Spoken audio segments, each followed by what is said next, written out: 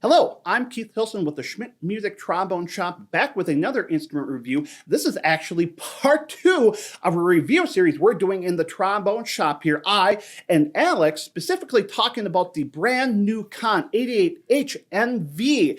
So this has been a really exciting year of trombone development. I think a lot of our manufacturers have been working on some projects during the pandemic. We've seen instruments from Shires and others, and we've been hearing, frankly, for the last year or two about a couple of different projects that Conn, the parent company of Conn and Bach and King, all these great brass makers, have been working on. The two that have come to fruition here have been the Conn 88Hnv and their brand new Bach 47XPS model that they have designed with Peter Steiner, along with a whole bunch of other innovations.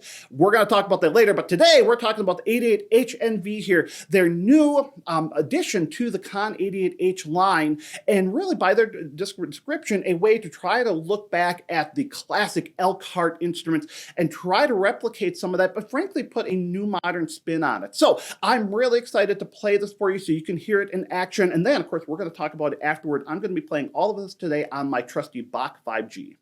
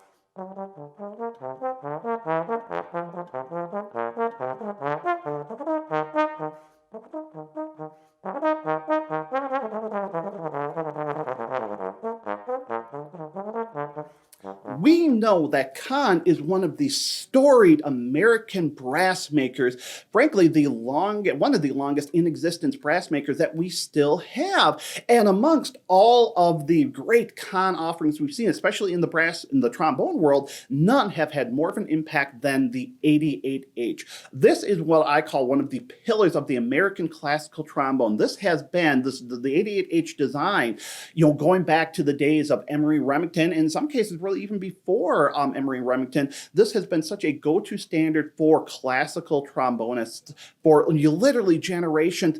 And so many of the innovations that are happening out there from other makers, in a lot of ways, are looking back at this classic design. One of the really storied eras of this instrument is the Elkhart period, really considered from about 1960 to about 1970.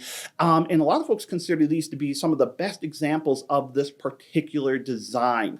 There's a certain color, certain response that these instruments tend to have. And when Conn went back and started looking at the design, and looking at trying to freshen up and give a new spin on the 88H as it's kind of evolved since the 1970s, they went back to these classic Elkhart instruments and really tried to understand what happened with them. Why did they play the way that they did? And they discovered some really interesting things. There were, a few metallurgical things. A lot of it really had to do not necessarily with just the bell, but exactly kind of not the taper of the bell. None of that's changed there, but especially what's happening with some of the gauge, different hand working that's happened with the bell here, and how different placement and different weight within the bell really makes a difference here. So the new 88Hnv here, again, in a lot of ways is very much like the standard classic 88H here. The hand slide hasn't changed a bit. Standard classic hand slide, 547 bore here, rose brass outer tubes here,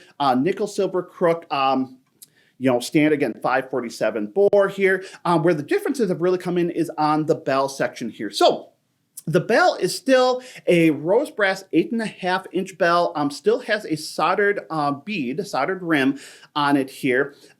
They've made some real subtle changes with how, again, they're working the bell, the gauge of the material. To hear them talk about it, they found certain spots, especially within the flare, that tended to be thinner. They've added a little bit of weight and mass to the stem, by my understanding, and we'll talk about what a difference that made here as well. And of course, they gave it a really, really beautiful engraving. The way that they described it, and I can see it, is the engraving is trying to reflect the different generations of the Conn era, going from the real floral patterns of the 30s and 40s, and then we've got some really beautiful Art Deco in there, and then more of the classic design that we've become used to seeing over the last 30 plus years here. The other big innovation besides the bell is the valve section. So for a very, very long time, the classic 88H was, of course, a closed wrap. We're all familiar seeing that wrap. As soon as you see that, it's either a Conn or it's a Conn-inspired instrument. But we've seen in the trombone world a shift from the open wrap, going back to, frankly, even the 1980s. And we understand some of the differences there. For a lot of players, they find that the open wrap has less resistance. They tend to have a little bit more, response control with it. It tends to open up the lower register more, and there's less of a timbre shift with that. But we've seen, in a lot of cases, a little bit of a move back from needing just big open instruments. A lot of different innovations. This could be a whole big hours-long conversation about all of the changes we've seen in the trombone world over the past 5-10 years. One of the things that's happening is we are starting to seeing folks who are looking for instruments that are a little bit more efficient. And so there are different ways we're accomplishing this with the 88Hnv. What they did is they still kept an open wrap, but really changed up to the design here and created this really unique kind of quasi-minic design here. So this has the classic minic shape, which allows us to have this much wider, broader, F side tubing, especially on the tuning slide here, versus the classic 88H, which is narrower and it's a much tighter curve up here. So you're opening up some of the airflow, they're opening up some of the resistance here. However, you're getting this really interesting balance with this really tight curvature through here as well, which gives it a really kind of unique feel, response, and frankly, some timbre changes as well here. And they've made a couple of other updates. We've got a really beautiful contoured paddle here as well. We've seen a lot of makers who've been shifting over to using more of a hardwood paddle, doing more of the contour here. And it's great. I think, again, a lot of folks have been moving to this here. I think this very much fits in line with what a lot of makers are doing right now. And it's really comfortable. There are a bunch of advantages to it. So changes to the HNV. Now, what does that equate to? Well, to me, this equates to a very, very different experience from the standard 88HO. This instrument has such a different color and presence to it.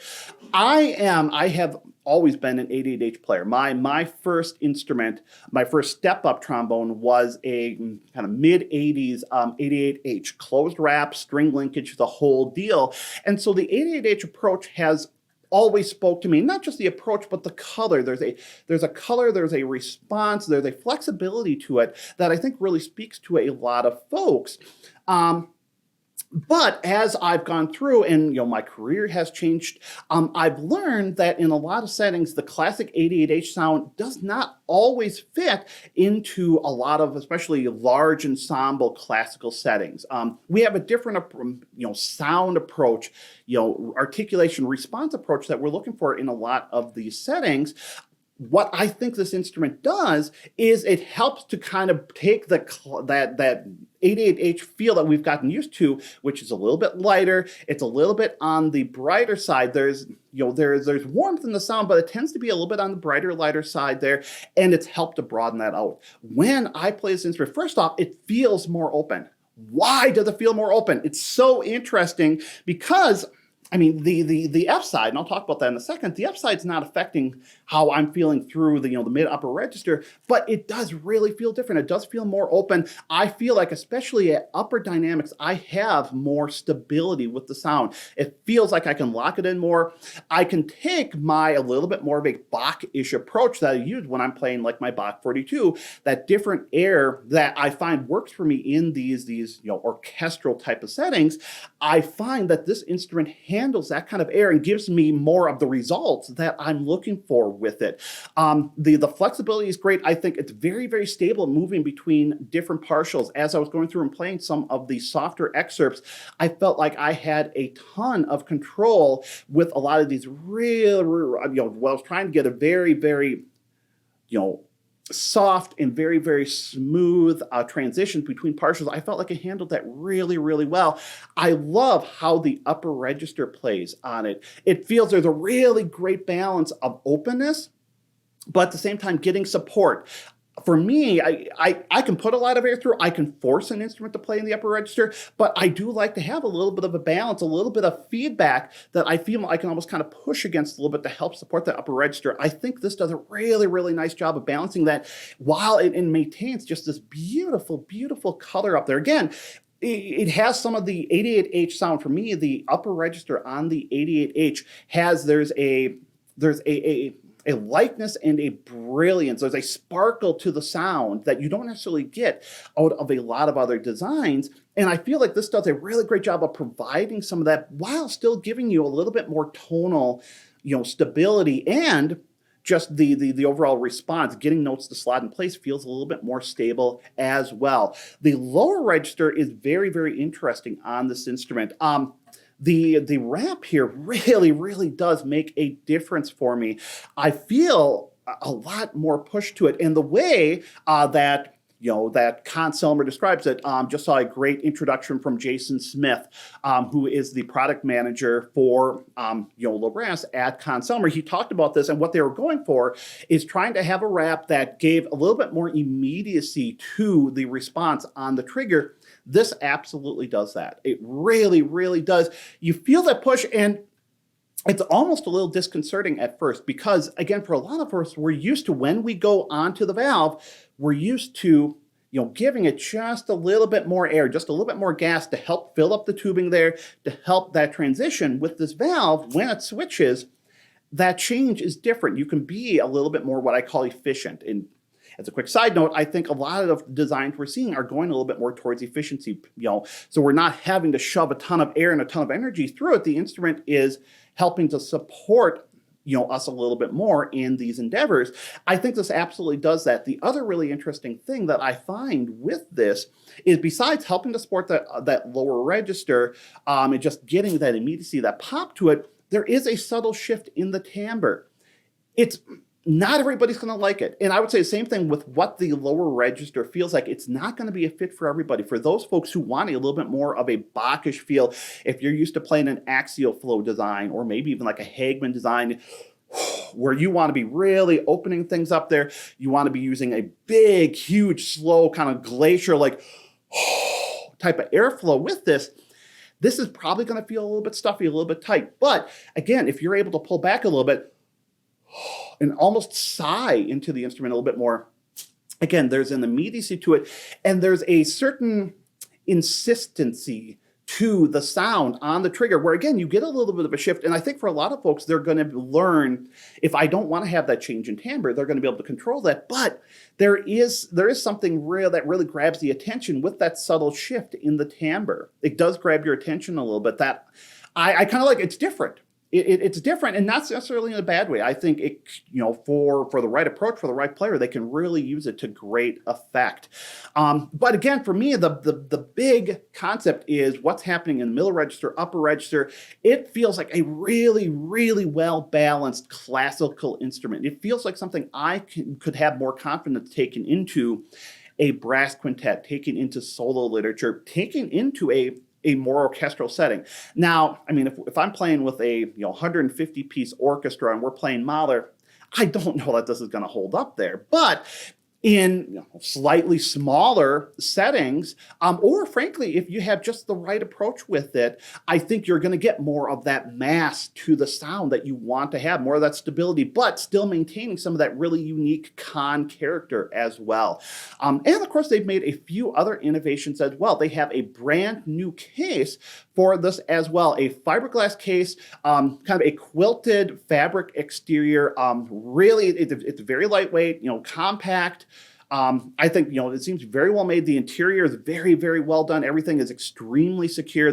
Some of the interior reminds me some of like the Bach, like 42, 36, trombone cases, where the interior, when you put the bell in, it fits in extremely snugly. The cushions really grab around it, so there's no movement inside the case. This case is very reminiscent of that inside, which is great. I think that's the extremely protective way that we want to have the cases to be, to prevent any of that kind of movement.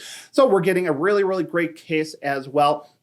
And the really, really cool part about all this is that the price is really not that much more than your standard, 88HO or 88H if you're, looking for that. For a brand new one, we're looking at, frankly, a couple $100 difference right now. And so for a lot of folks, I can see if you're looking, if you're somebody who has that 88H approach, but boy, you want a little bit more depth, you want a little bit more stability, color, you want an instrument that's going to handle, a little bit bigger, broader airflow. I think there's really something to this. This is a very, very cool innovation. Again, something I know I started hearing about, I think probably at ITF a couple years ago, and it's really exciting to see this come to fruition and to see the response. I know they've had a number of artists who have already talked about, played this instrument, and have already fallen in love with it. So a really, really cool addition to the Conn line and to the trombone world here. So I hope you enjoyed the video. If you have any thoughts or questions about what you heard, what I talked about, as always, please leave them in the comments.